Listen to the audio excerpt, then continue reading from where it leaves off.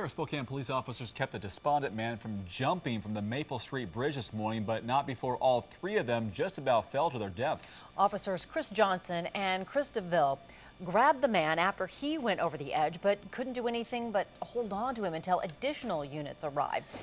That's where KXLY4's Jeff Humphrey joins us. Jeff, these guys really put their lives at risk. Well, Dave, that's what it looks like, primarily because this rescue didn't happen on the bridge deck, not on the pavement, but rather up on top of that chain link tunnel put in place a long time ago to keep people from committing suicide.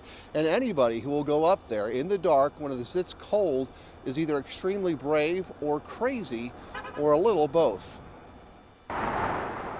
Someone driving across the Maple Street Bridge noticed the man on top of the chain link tunnel about 3 a.m. and called 911. And we pretty much saw what the caller said. It was a male kind of up here on the top of this grating right here. And he was on all fours facing north there. Police asked the 36-year-old several times to come down, but the man never responded.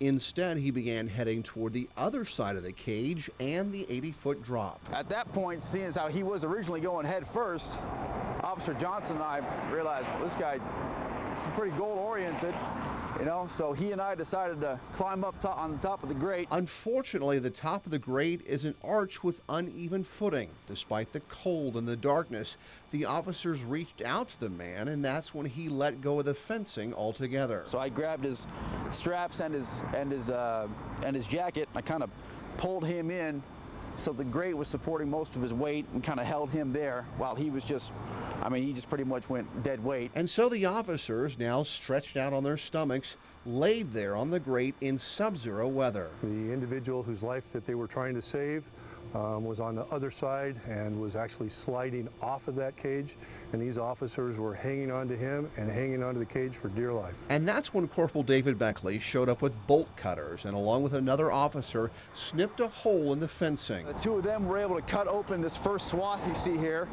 and pull one of his legs in, get him a little more stabilized, all right? And so Officer Johnson and I are still holding on to him. They finished cutting this little crescent here.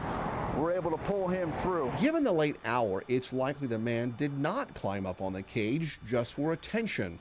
The officer's boss believes these young patrolmen actually saved someone's life. They do have this commitment to providing a safe community and being there to protect the citizens, whether they're in harm's way or they're there to harm themselves.